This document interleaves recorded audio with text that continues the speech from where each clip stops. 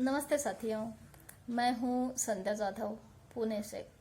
पुणे में मेरा एटॉमिका education centre है जिसका नाम है पुणे ब्लूज ग्लोबल सेंटर। आप कभी भी आइएगा अगर पुणे में तो ज़रूर विजिट करिएगा। तो जैसे कि हम जानते हैं हर फ्राइडे को हम मिलते हैं, सब एजुकेशन सेंटर लीडर जो हैं आपके सामने आते हैं और बहुत ही अच्छा रिस्पांस मिल रहा है। तो इस सेशन से हमें बहुत अच्छी नॉलेज मिल रही है। तो आज मैं आपके सामने प्रेजेंट हुई हूँ और मैं आपको बताने वाली हूँ, आपके साथ शेयर करने वाली हूँ एक इम्पॉर्टेंट टॉपिक जो है ऑब्जेक्शन हैंडलिंग। दोस्तों, आपको सबको पता ही है, बिना ऑब्जेक्शन के कोई भी सेल क्लोज नहीं हो सकता, या फिर बहुत ही रेयर केसेस होंगे बिना ऑब्जेक्शन के सेल क्लोज हो गया है। तो ये ऑब्जेक्शन आना जरूरी है, बहुत जरूरी है। हम बहुत ऐसे हैं लोग हम में से जो ऑब्जेक्शन को डरते हैं, ऑब्जेक्शन ना आए इसलिए प्रे करते हैं। तो एक बात हमें ध्यान में रखनी है कि बिना ऑब्जेक्शन के सेल होगा नहीं, बिना ऑब्जेक्शन के हमारे नए रजिस्ट्रेशंस भी होंगे नहीं। तो ऑब्जेक्शन क्या है? ऑब्जेक्शन कोई रिजेक्शन नहीं है। ऑब्जेक्शन का मतलब रिजेक्शन नहीं है। तो ऑब्जेक्शन ये एक स्टेप है जो कि हम अगर क्लियर करते हैं, अच्छे से हैंडल करते हैं, तो हम डेफिनेटली एक स्टेप आगे चलते हैं सेल्स की ओर या फिर क्लोजिंग की ओर। तो ये ऑब्जेक्शंस होते क्या है, क्यों होते हैं, बहुत सारे सवाल आते हैं मन में सबके। लेकिन अगर हम सूझबूझ के साथ ये बातें समझ गए तो ज़्यादा कुछ कठिन है नहीं, क्योंकि सामने जो ऑब्जेक्शन दे रहा है या फिर ऑब्जेक्शन कर रहा है वो भी तो हमारी तरह इंसान ही है। तो पहले एक बात क्लियर करनी है कि ऑब्जेक्शन मतलब रिजेक्शन नहीं है। तो ऑब्जेक्शन है तो चांसेस है ये सेल्स जो है क्लोज होने की। ऑब्जेक्शन नहीं है, अगर कोई साथी आपको अगर मिल जाए कि कोई एक्सप्रेशन ही नहीं है, कोई सवाल ही नहीं है, तो आगे कितना चलेंगे हम। तो अगर सवाल आते हैं तो अच्छी बात है, हमारे पास उसके सॉल्यूशन होंगे। तो सॉल्यूशन होंगे तो बात आगे बढ़ सकती है। सवाल ही नहीं होता है तो वहीं पर गेम खत्म हो जाता है। तो ये बात रहती है ऑब्जेक्शन के बारे में। तो ऑब्जेक्शन क्या रहता है? ये बायर को ज्यादा इंफॉर्मेशन चाहिए होती है, ये ऑब्जेक्शन रहता है। अगर कोई ऑब्जेक्शन करता है, सामने रखता है, तो इसका मतलब है हम समझ सकते हैं, या फिर हमें समझना चाहिए कि अगर कोई बायर या फिर कोई नया मेंबर जो प्रोस्पेक्ट है, बायर मतलब प्रोस्पेक्ट जो हम जिसे कहते हैं, तो अगर कोई ऑब्जेक्शन रखता है तो हमें समझना चाहिए कि वो अंदर से कह रहा है कि मैं अभी तक कन्विंस नहीं हूं, आपको और कोशिश करनी चाहिए। आगे चलकर देखेंगे कि ये ऑब्जेक्शन किस प्रकार के होते हैं। हम अगर जनरली बात करें तो एक 5-6 टाइप के ऑब्जेक्शन आते हैं। उसके टाइप्स ये हो सकते हैं कि नीड के हिसाब से, जैसे कि नीड के हिसाब से कि अभी मुझे ज़रूरत है नहीं। दूसरा हो सकता है यूसेज के हिसाब से, कि अगर हम हमारी एटॉमी प्रोडक्ट्स की बात करें तो मैक्सिमम ब्यूटी प्रोडक्ट्स तो है अभी, और जो अच्छे मतलब सभी अच्छे हैं, और सब प्रोडक्ट्स जो हमारे सेट में हैं, जैसे कि फेमलिया एब्सोल्यूट सेट है, इवनिंग केयर सेट है, हाइड्रा ब्राइटनिंग है, ये मैक्सिमम प्रोडक्ट्स सिंगल भी मिलते हैं। लेकिन अच्छे रिजल्ट के लिए हम कस्टमर को या फिर प्रोस्पेक्ट को पूरा सेट बताते हैं। तो ये प्रोस्पेक्ट जो है उनको ये कंफ्यूजिंग लगता है और पूरा का पूरा सेट यूज करना है, इस तरीके से ऑब्जेक्शन आता है। तो इस टाइप के हो सकते हैं। या फिर प्राइस के हिसाब से बहुत ज्यादा महंगा है, ठीक है ना, बहुत ज्यादा महंगा है, या फिर मेरे पास अभी पैसा नहीं है, इस तरीके से आता है। अब भी नहीं चाहिए, ये टाइम के हिसाब से आता है। अब भी नहीं चाहिए, फिर कभी जब मेरा ये खत्म होगा या फिर मेरे पास ऑलरेडी है, ये इस तरीका के का भी होता है। या फिर सोर्सेस के हिसाब से बोले तो मैं अपने हस्बैंड को पूछ कर बताऊंगी, मैं मेरे घर वालों के को पूछ कर बताऊंगी, मैं मेरी बीवी को पूछ के बताऊंगा। इस तरीके के ऑब्जेक्शन होते हैं। इनमें ये सब हैंडल करने के लिए हमें पहली बात चाहिए, वो है पेशेंस। पेशेंस चाहिए, हमारे पेशेंस लूज नहीं करना है और निराश नहीं होना है, क्योंकि ये छोटे छोटे ऑब्जेक्शंस हैं। जैसे कि नीड के हिसाब से अगर कोई बोलता है कि मुझे जरूरत नहीं है, तो वाकई उनको जरूरत नहीं होती है, आपको मालूम होता है कि उनको जरूरत होती है। तो यही पेशेंस के साथ उनको उनकी जरूरत उनके सामने रखनी है, क्योंकि जरूरत तो इन प्रोडक्ट्स की, सभी प्रोडक्ट्स की सबको है। तो उनके पास हमें उनकी जरूरत रखनी चाहिए, उनको ओपन करना है, हमें उनको ओपन करना है। इस तरीके का हमें रिलेशन उनके साथ बिल्ड करना है, पूरे ग्रेटिट्यूड के साथ, पूरे एम्पैथी के साथ। हमें ये पता लगाना है कि उनकी एग्जैक्टली डिमांड क्या है, एग्जैक्टली उनके ना कहने या फिर कोई भी ऑब्जेक्शन रखने के पीछे वजह क्या है। इसके लिए हमें उनकी बात ये खोजने के लिए उनकी बात पूरी तरीके से समझ के सुन लेनी है। उनको कहीं पर भी इंटरप्ट नहीं करना है, शांति से सुन लेना है। दूसरा है क्वेश्चंस अगर हम पूछते हैं तो उनके सब क्वेश्चंस बाहर आए, इस तरीके से हमें उनको मतलब उनकी सब इंफॉर्मेशन बाहर आए, उस तरीके से हमें उनको क्वेश्चंस करने हैं। जरूरी नहीं है कि हम अपना पूरा प्लान एक ही दिन में समझाएं, पूरे प्रोडक्ट्स एक ही दिन में बताएं, पूरी नॉलेज उनको एक ही दिन में बतानी चाहिए, ये कोई जरूरी नहीं है।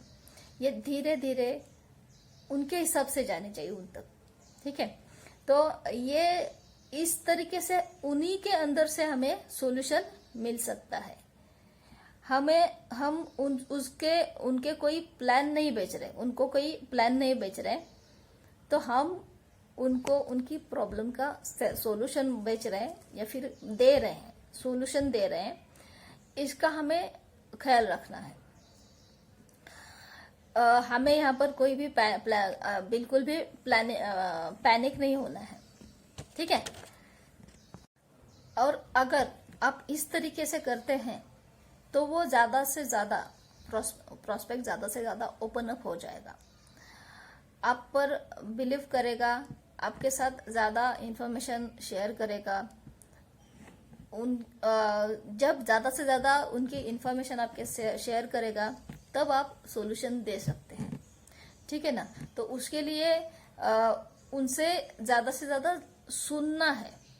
और ये बात हमेशा ध्यान रखनी है कि ऑब्जेक्शन अगर वो ले रहे हैं तो कोई भी दिक्कत नहीं है, वो ना नहीं कह रहे हैं, हमारे लिए स्कोप है, ठीक है।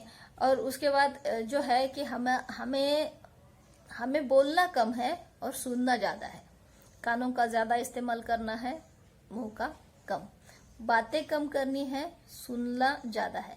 अगर कोई कस्टमर ऐसे होते हैं कि उनका प्रीवियस एक्सपीरियंस अच्छा नहीं रहता है, तो उसी वजह से वो ऑब्जेक्ट कर रहे होंगे कि नहीं, मुझे नहीं करना है, मैं बिलीव नहीं करती ऐसे स्कीम्स पर या फिर ऐसे प्रोडक्ट्स पर। तो वो ये बातें क्यों हुई, वो ये बातें ऐसे क्यों कर रही हैं, उसका कारण हमें जानना चाहिए। तो हम उनको रिक्वेस्ट कर सकते हैं कि जो आपके साथ में भी कुछ गलत हुआ है तो उसके लिए सॉरी, लेकिन क्या मैं जान सकती हूँ आपकी राय इस तरह से क्यों बनी हुई है। तो इस तरीके से हम उनके मन के सवाल ओपन कर सकते हैं, ओपन करवा सकते हैं। अगर हम ज़्यादा से ज़्यादा सवालों का जवाब दे सकते हैं या फिर ज़्यादा से ज़्यादा ऑब्जेक्शन हैंडल कर सकते हैं तो इसका अच्छा रिजल्ट आता है। एक और बात ध्यान रखनी है, हमें हमारा एटीट्यूड भी गिवर का रखना चाहिए। हमें ये मालूम होना चाहिए कि हम उनको मदद कर रहे हैं, मदद कर रहे हैं। ये एटीट्यूड रहना चाहिए हमारा कि हम कोई चीज़ उनको बेचने नहीं आए, हम हमारे लिए नहीं आए हैं। ये बहुत बेहतरीन चीज़ है, वो उनको देने आए हैं, उनको प्रेजेंट करने आए हैं ताकि उनको ये उसका बेनिफिट मिले। ठीक है। एक मज़ेदार बात है, हम ऑब्जेक्शन के मतलब सवालों के जवाब नहीं कहते। अभी जो टॉपिक है ऑब्जेक्शन हैंडलिंग, सवालों के जवाब इस टॉपिक का नाम नहीं है। तो ये क्या है, क्योंकि हमें जो भी प्रोस्पेक्ट है उनके सवालों का जवाब देने से अच्छा है हमें उनका ऑब्जेक्शन हैंडल करने आना चाहिए। इसका क्या मतलब है, तो हर एक सवाल का जवाब देना जरूरी नहीं है, उनको हम डाइवर्ट भी कर सकते हैं। ठीक है ना। कई बातें होती है, अभी सभी लोगों को तो सभी सवालों के जवाब आएंगे नहीं। ठीक है। तो अगर कोई कॉलेज गोइंग बॉय है तो वो बोलेगा अरे मैं तो कॉलेज में जाता हूँ, मुझ पर कौन विश्वास रखेगा। मैं तो कॉलेज में जाता हूँ, मुझ पर कौन विश्वास रखेगा, या फिर मुझे बोलना नहीं आता है, मैं कैसे कर पाऊंगा। तो अगर विश्वास की बात आती है तो आप कैसे हैंडल करेंगे। तो एक सिंपल सी बात कर सकते हैं हम, अगर आपके पास कार आएगी या फिर अच्छी लाइफस्टाइल आएगी तो सब लोग आप पर विश्वास कर सकते हैं। तो डेफिनेटली उसके पास ये ड्रीम्स जाने चाहिए। हम बिजनेस करने निकले हैं, हम सेल्स करने निकले हैं, तो जाहिर है ऑब्जेक्शन तो आएंगे ही। इसलिए हमें हमेशा प्रिपेयर रहना है, हमेशा प्रिपेयर रहना है। हमें अभी मैंने बताया जो सवालों के जवाब नहीं देना है, ऑब्जेक्शन हैंडल करना है। तो इसके लिए या उसकी बात ये नहीं है कि हमारे पास जवाब होने नहीं चाहिए, डेफिनेटली होने चाहिए। तो इसके लिए हमें ज़्यादा से ज़्यादा नॉलेज गेन करना ही है, लेकिन हर बात हमें नहीं रखनी है, उनसे बात निकलवानी है, तभी वो ऑब्जेक्शन क्लियर हो पाएगा। ठीक है। ऑब्जेक्शन क्लियर होगा कब, जब उनकी ज़रूरत कंप्लीट होगी, उनका प्रॉब्लम सॉल्व होगा, प्रोस्पेक्ट का प्रॉब्लम सॉल्व होगा, तब ऑब्जेक्शन क्लियर हो जाएगी। तो उसके लिए हमें ज़्यादा से ज़्यादा नॉलेज गेन करनी है। जैसे कि बहुत सारा डेटा अवेलेबल रहता है, हमारी कंपनी का भी बहुत सारा डेटा अवेलेबल है, पीडीएफ के थ्रू है, पीडीएफ के माध्यम से पा सकते हैं या फिर वीडियो के माध्यम से पा सकते हैं। इस तरह का डेटा बहुत सारा अवेलेबल है। तो ये डेटा हमें हमेशा साथ में रखना चाहिए। अगर कोई पूछता है तो हम उसे सुपुर्द कर सकते हैं, तो उसका फायदा हम ही को होगा, उसे भी होगा, हमें भी होगा। और जो एफएक्यू होते हैं उसके बारे में ज़्यादा से ज़्यादा जो एफएक्यू होते हैं ना, उसकी प्रिपरेशन करके रखनी है हमें, ताकि हम वो इजीली बता सकें। ठीक है। और अगर आपका कॉन्फिडेंस उनको लो दिखा या फिर आपका मोटिवेशन उनको लो दिखा तो प्रॉब्लम रहेगी। तो आप भी उनके पास जाएंगे, प्रोस्पेक्ट के सामने रहेंगे, तब आप भी हाईली मोटिवेटेड रहने चाहिए। आपकी बॉडी लैंग्वेज और पोस्चर बहुत इंपॉर्टेंट बातें करते हैं, बॉडी लैंग्वेज बात करती है। तो बॉडी लैंग्वेज मतलब अच्छा से पोस्चर आपको रखना है, आपको स्माइल करते रहना है, मतलब गंभीर भी रहना है, मतलब उनको कॉन्फिडेंस आना चाहिए। और जैसे भी आप रहेंगे अपने आप तो वो बातें सब होती जाएगी। दूसरी एक इम्पोर्टेंट बात है कि जो भी ऑब्जेक्शन आ रहे हैं ना उनको हमें एक्सेप्ट करना है, उनको ऑब्जेक्शन को हम रिजेक्ट नहीं करेंगे, या फिर नहीं नहीं नहीं नहीं ऐसी बात नहीं है, ऐसा नहीं करेंगे। हाँ, आप बात कर रहे हैं तो बिल्कुल सही है। इसके ये बात लेकर अगर हम चलते हैं तो वो हमारे भी सुनेंगे, ठीक है। उनको ज्यादा से ज्यादा बोलने के लिए या प्रोत्साहित करना है हमें, लेकिन फिर भी अगर वो सवाल पे सवाल कर रहे हैं तो एक बात ध्यान में रखनी है कि कंट्रोल उस बातचीत का हमारे हाथ में रहना चाहिए। तो किस प्रकार रख सकते हैं हम कंट्रोल कि रुकिए रुकिए, अभी ये जो आपने बात बताई, मुझे इसके ऊपर आपको कुछ बताना है, ठीक है। इस तरीके से हम वो बातचीत पर कंट्रोल भी कर सकते हैं। मुझे सवाल पे सवाल अगर वो करते जाएंगे तो होल्ड उनके हाथों में रहेगा, तो उनको बीच में इंटरप्शन नहीं लगना चाहिए, फिर भी होल्ड हमारे हाथ में रहे। इस तरीके से हमें वो बातचीत आगे करनी चाहिए। बात बात पर उनका फोकस अचीवमेंट्स पर, उनका फोकस अर्निंग्स पर लेकर जाना चाहिए, ताकि माहौल बन सके, ताकि उनको बात करते करते उन तक ये बातें भी पहुंच सके, ठीक है। और पूरे जो ऑब्जेक्शंस आते हैं तो उनको समराइज करके, उनको सोच विचार करके उनका सॉल्यूशन हमें निकालना है, पॉजिटिवली सॉल्यूशन निकालना है। उनके सवालों के मतलब ज्यादा डिस्क्रिप्टिव आंसर्स नहीं करने हैं, शॉर्टली देना है, क्योंकि हमें ज्यादा से ज्यादा सुनना है। अगर कोई कहता है कि मेरे पास टाइम नहीं है, मेरी ड्यूटी हेवी है, मैं नहीं कर सकता, ठीक है, तो क्या बताएंगे? अगर उनके पास टाइम नहीं है तो दूसरा कुछ कर भी नहीं पाएंगे, तो उनको ड्रीम देना है। क्या आप अपनी फैमिली के साथ टाइम स्पेंड करना चाहोगे? ज्यादा टाइम स्पेंड करना चाहोगे? या फिर फैमिली को लेकर टूर पर जाना चाहोगे? तो ये सब कहाँ से पॉसिबल होगा? यहाँ से पॉसिबल होगा। इस तरीके से हम डाइवर्ट कर सकते हैं। हर टाइम नहीं है तो हम उनको टाइम अवेलेबल नहीं करा सकते, लेकिन उनको उनके सपने जगा सकते हैं। कई बार ऐसा होता है कि कई लोग बोलते हैं, ये ऑब्जेक्शन रहता है कि मुझे बात नहीं करनी आती, मुझे नेटवर्क बनाना नहीं आएगा, मैं मेरा नेटवर्क नहीं कर सकूंगा, क्रिएट नहीं कर सकूंगा। तो उनको जो बात उनमें है नहीं या फिर वो नहीं कर सकते, वो हाईलाइट न करते हुए उनको दूसरी ओर, मतलब दूसरा ऑप्शन देना चाहिए। क्या आप सेल कर पाओगे? मतलब आप सेल करना चाहते हो, सेल करने से भी आपको उतना ही ज्यादा पैसा मिल सकता है, आपके ड्रीम्स अचीव कर सकते हो।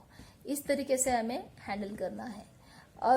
और साथ ही साथ अपने बिजनेस जो हम प्रोस्पेक्ट के सामने रख रहे हैं, अपने बिजनेस के बेनिफिट्स उनके साथ शेयर करने, बेनिफिट्स शेयर करने हैं। और ये सब बातें करते करते कुछ बातों का हमें ध्यान भी रखना है कि हमें उनकी कोई भी ऑब्जेक्शन पर या फिर कोई भी ओपिनियन पर क्रिटिसाइज नहीं करना है। वो अगर उनका ओपिनियन है तो होने दीजिए, कोई बात नहीं। उनका कोई भी ऑब्जेक्शन है तो होने दीजिए, कोई बात नहीं। हमें उनको क्रिटिसाइज नहीं करना है, उल्टा उनका कॉन्फिडेंस जो है बढ़ाना है, उनको और बोलने के लिए प्रोत्साहित करना है, ठीक है। साथ ही साथ कोई आर्ग्यूमेंट नहीं करना है, ताकि उनको वो बुरा लगे। वो इमोशनली भी हमारे साथ होने चाहिए, उनको कोई किसी भी तरह से हर्ट नहीं हो रहा, वो हमसे कोई किसी भी तरह से हर्ट नहीं होने चाहिए। और उनको हर बार मोटिवेट रखना है हमें, जो वो बातचीत करते हैं। तो उसके लिए, मोटिवेशन के लिए जो अभी बताया टूल्स का इस्तेमाल कर लेते हैं हम, PDF है, वीडियोस है वो। और इससे ज़्यादा बढ़िया बात रहेगी हम अगर खुद की अचीवमेंट दिखा सकते हैं ना, खुद के चेक्स या फिर खुद की पेमेंट्स या फिर आपने अगर कोई मास्टरशिप अचीव की है तो या फिर डेली पे आउट जो भी मिला है आपको, वो अगर शेयर करते हैं तो वो ज़्यादा इम्प्रेसिव रहता है। एक बात हम ज़रूर ध्यान में रखें कि फर्स्ट विजिट में ना ही कोई सेल क्लोज होती है और ना ही कोई रजिस्ट्रेशन क्लोज होती है। बहुत ही कम ऐसे लोग होंगे जो कि ये कर पाते हैं, लेकिन ज़्यादातर लोग जो है फॉलोअप के बाद 2, 3, 4, 5 फॉलोअप के बाद ही हम अपना जो हम अपना टारगेट अचीव कर सकते हैं। टारगेट क्या है? एक तो सेल हो गया या फिर रजिस्ट्रेशन हो गया, मेंबर को हमारे साथ में जुड़ना हो गया। तो ये बात हम उस वक्त हासिल कर सकते हैं, उसके लिए फॉलोअप भी उतना ही ज़रूरी है। एक बात हम हमेशा ध्यान रखें, जब आप ऑब्जेक्शन हैंडलिंग एंजॉय करेंगे, जब हम ऑब्जेक्शन हैंडलिंग एंजॉय करेंगे, यकीन मानिए तब टॉप सेलर बन जाएंगे डेफिनेटली।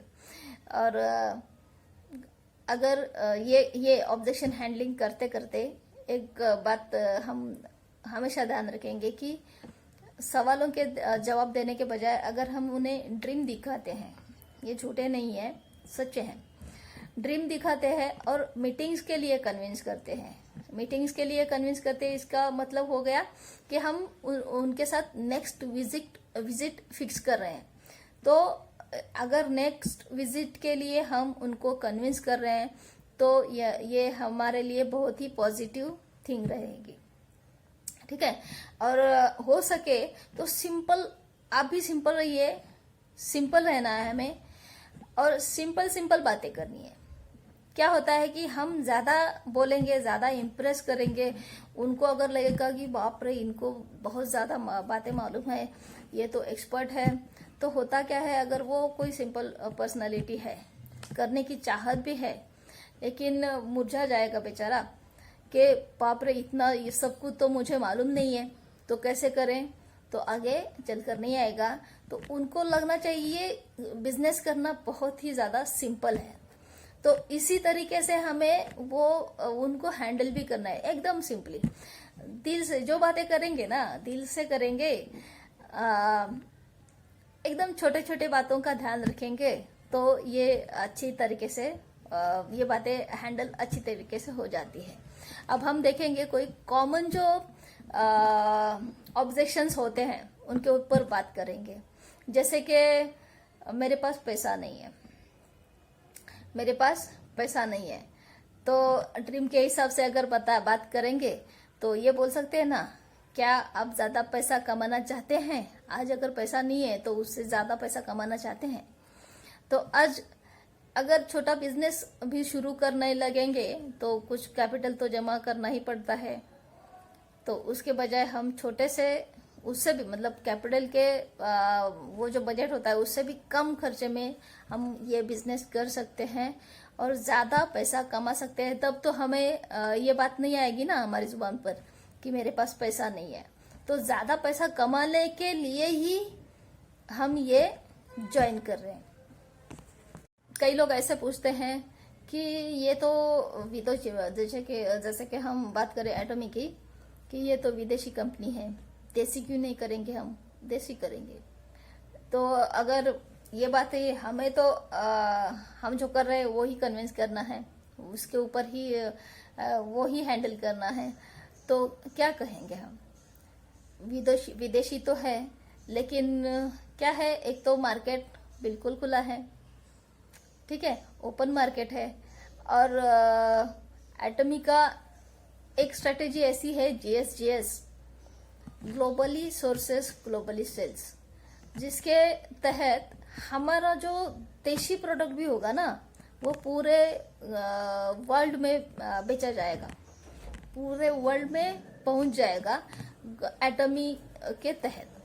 तो ये बहुत बड़ा चांस है हमारे लिए, इसलिए हमने एटॉमी ज्वाइन की है।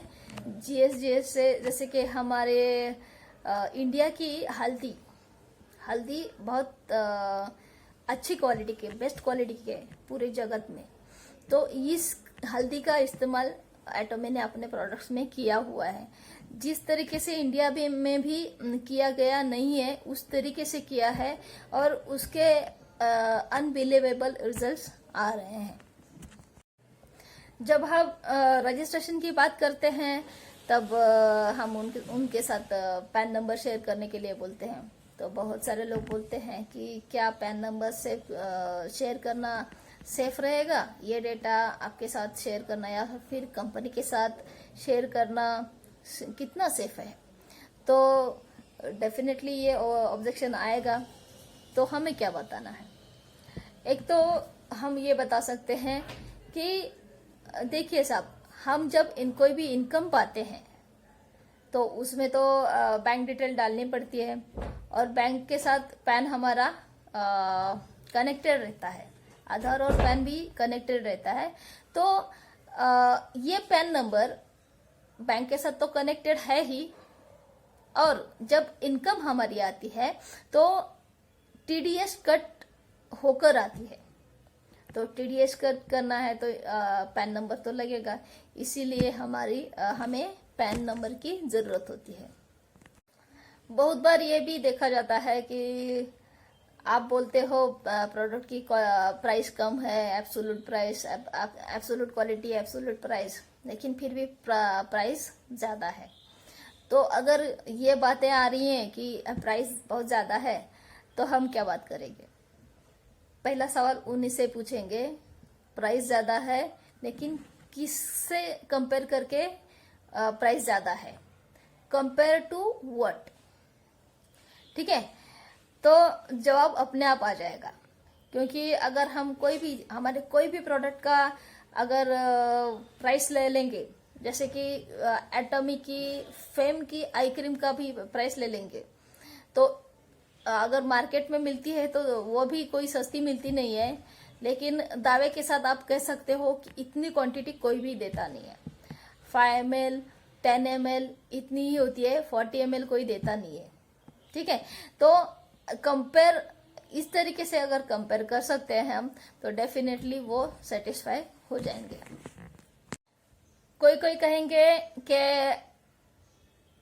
हम प्रोडक्ट बेस्ड में इंटरेस्ट नहीं रखते, प्रोडक्ट बेस्ड कंपनी में इंटरेस्ट नहीं रखते हैं। तो आप सबको मालूम होगा कि 2 टाइप की कंपनीज होती है, एक तो प्रोडक्ट बेस्ड होती है, दूसरा है फाइनेंशियल। पैसा देकर दूसरे लोगों को ज्वाइन करना है और पैसा रिटर्न आ जाता है। लेकिन इसमें सबको मालूम है कि जो ऊपर रहता है वही पैसा कमाता है, नीचे वाला कुछ नहीं, सिर्फ गवाता है। तो ये बात तो हम रख ही सकते हैं। दूसरा है प्रोडक्ट बेस्ड में इंटरेस्टेड नहीं है, तो उसकी वजह क्या हो सकती है? ठीक है, तो अगर उन्होंने इसका कोई एक्सपीरियंस लिया ही नहीं है तो हम बोल सकते हैं कि आपको इंटरेस्ट नहीं है क्योंकि आपने कभी इसको इस्तेमाल ही किया नहीं है। अगर आप इस्तेमाल करते हो और फिर भी आपको इंटरेस्ट नहीं है तो कोई बात नहीं, सिर्फ रिक्वेस्ट यही है कि आप एक बार इस्तेमाल करके देखिए प्रोडक्ट, और वो फिर भी आपको इंटरेस्ट नहीं रहेगा तो हम आपकी बात जरूर मान लेंगे। कॉन्फिडेंस से करिए। एक बार ऐसे सवाल आया कि ये तो न्यू ब्रांड है, न्यू ब्रांड में हम बिलीव नहीं करेंगे, हम तो पुराना वाला जो बरसों से चला आ रहा है वो ब्रांड यूज करते हैं। तो ये बात सही है, क्यों बिलीव करेंगे नए ब्रांड के साथ? लेकिन ये बात हमें मालूम है कि ये एटॉमी ब्रांड न्यू नहीं रहा। 2009 से लेकर एटॉमी ग्लोबली सक्रिय हैं, तो ये बात हमें उन तक पहुंचानी है। कहीं पर इंफॉर्मेशन की लैकिंग होती है तो इस तरीके के ऑब्जेक्शंस आते हैं जरूर।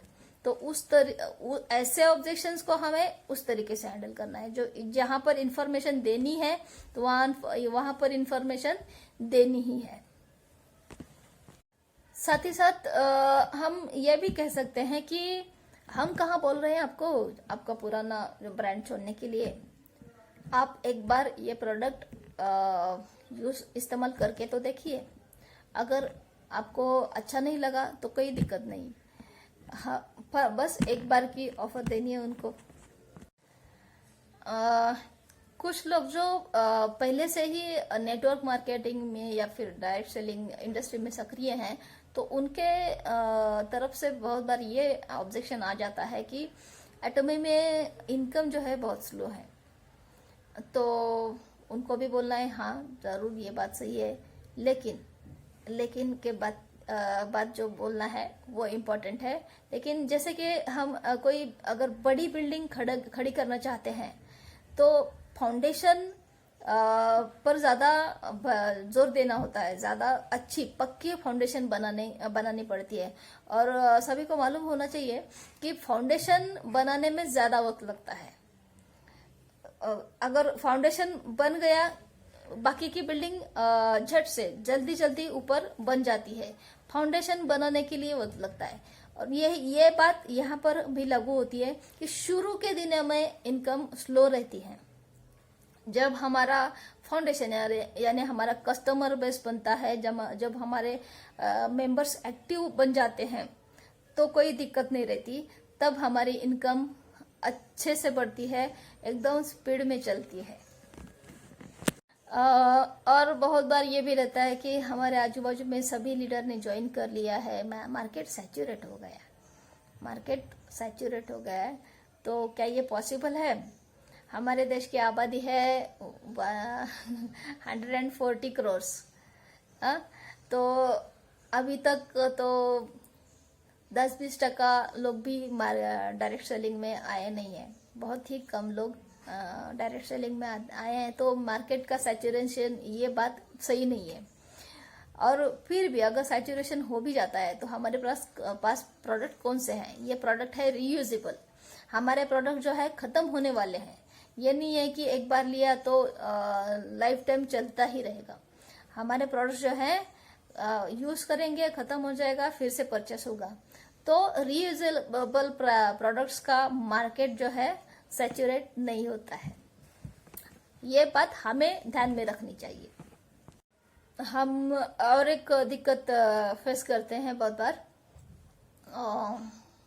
जिन्होंने भी परचेस किया है रीसेलिंग, मतलब जब हम वो रीपरचेस करते हैं उस वक्त ज्यादा होते हैं कि, या फिर किसी का सुना हो तो ये दिक्कत आ जाती है कि एटॉमी से अगर कोई परचेस होता है तो डिलीवरी बहुत स्लो मिलती है, देर से मिलती है, या फिर सब प्रोसेस बहुत स्लो होती है। इसको भी हमें एक्सेप्ट करना है, रिजेक्ट नहीं करना है, एक्सेप्ट करना है। और उसका बैकग्राउंड बताना है हमें, वो बहुत जरूरी है। क्योंकि हमें मालूम है कि हमारा एटॉमी का जो रिटर्न पॉलिसी है 30 डेज का है, फिर भी रिटर्न का जो रेशियो है ना बहुत ही कम है, ठीक है ना। तो रिटर्न का रेशियो बहुत ज्यादा कम है। इसलिए ये वो कैसे? तो इसलिए कि ऑर्डर डालने के बाद भी 1-2 दिन वेट किया जाता है। अगर कोई कैंसिल करता है, ऑर्डर कैंसिल करता है, उसके बाद डिलीवरी के लिए प्रोसीजर वाइज निकलते हैं। कहीं पर कोई गड़बड़ ना हो, पैकेजिंग ठीक से रहना चाहिए, प्रोडक्ट क्वांटिटी सही से रहनी चाहिए, सब बातें जिस जगह पर अपनी अपनी जगह पर होनी चाहिए। इस तरीके से ये सब बातें बनवाई जाती है। और इसलिए थोड़ा सा प्रोसेस में डिले होता जरूर है। लेकिन अगर हमें रिटर्न का रेशो अगर बढ़ता है तो वो इम्पैक्ट कहाँ पर आएगा? हमें पर आएगा, जो भी मेंबर्स हैं हमें पर आएगा। तो इसलिए कंपनी बहुत ही संभल कर हर कदम रखती है। तो वो बहुत अच्छी बात है हमारे लिए कि कंपनी हर स्टेप सोच समझ कर लेती है। तो वो हमारे लिए ही सब बातें हैं। इस तरीके से हमें ये ऑब्जेक्शन को फेस करना है, इस तरीके से हमें ऑब्जेक्शन को हैंडल करना है। एक बात हमें ध्यान में रखनी है कि तराजू होता है ना, तराजू अगर हाथ में है, ऑब्जेक्शन पर ऑब्जेक्शन आते रहेंगे तो ऑब्जेक्शन का पलड़ा भारी हो जाएगा। ऑब्जेक्शन की साइड भारी हो जाएगी। तो ऑब्जेक्शन की साइड अगर भारी होती है तो हम इजीली दूसरे साइड में अगर सपने डालते गए, हमारे सपने झूठे नहीं होते हैं। एटॉमी की एथिकल कंपनी है तो एथिकल बातें ही करनी है, जो है सही बातें वही करनी है। वो उनको दिखाने हैं, अचीवमेंट्स दिखाने हैं, हमारे पेमेंट्स दिखाने हैं। दूसरे साइड में वो उनका फ्यूचर दिखाना है, उनका बढ़ता हुआ इनकम दिखाना है, उनका अच्छा लाइफस्टाइल दिखाना है, बच्चों का अच्छा एजुकेशन दिखाना है। जैसे कि ऑब्जेक्शन का पर्दा भारी होते जा रहा है, वो पर्दा भारी ना होने दे। दूसरे पर्दे में हमें ये सब बातें रखते जाना है। इस तरीके से हम बेटर ऑब्जेक्शन हैंडलिंग कर सकते हैं। वैसे इसका कोई एक फिक्स तरीका तो है नहीं। हम ह्यूमन बीइंग हैं, हमारे दिमाग में क्या सवाल आएंगे, दो लोगों के दिमाग से एक ही सवाल आ सकता है, लेकिन उनके बैकग्राउंड भी अलग अलग हो सकते हैं, उन सवालों के कारण अलग हो सकते हैं, और उन सवालों के वो आंसर्स भी अलग अलग चाहते होंगे। तो ये बातें भी पॉसिबल है। इसलिए ये कोई फिक्स फॉर्मूला है नहीं। हम खुद को जानते हैं, हम सामने वाले को जानने की कोशिश करेंगे, और उसी के साथ ये ऑब्जेक्शन हैंडलिंग होता जाएगा। ये कोई साइंस, रॉकेट साइंस है नहीं, या फिर ये कोई लॉ है नहीं, ये कि भी ऊपर से चीज पड़ेगी तो नीचे ही आएगी, ये तो लॉ है, ठीक है ना। लेकिन ह्यूमन बीइंग कैसे बिहेव करेगी उसका कोई लॉ नहीं है। तो ऑब्जेक्शन हैंडलिंग की बातें यहीं तक है। हमें ज्यादा से ज्यादा मालूमात करते रहना है, हमारा नॉलेज बढ़ाते रहना है। हमें अपनी पर्सनैलिटी भी उसी के साथ डेवलप करनी है। रीडिंग अगर ज्यादा करते हैं तो अपने आप हमें दूसरे का माइंड रीड करने आता है, या फिर उसके बारे में हमें जानकारी लेनी चाहिए कि सामने वाले की आंखें क्या बताती हैं, उनकी बॉडी लैंग्वेज क्या बताती है। इसके बारे में हमें सोचना आना चाहिए, तो हम अच्छी तरीके से उनको हैंडल कर सकते हैं और हमारा रेशो जो है बढ़ा सकते हैं। आज के लिए इतना ही, धन्यवाद। एक बात जरूर कहूंगी, मेरी हिंदी बहुत अच्छी नहीं है, लेकिन फिर भी आप लोगों ने सब सुना, उसके लिए धन्यवाद। Thank you.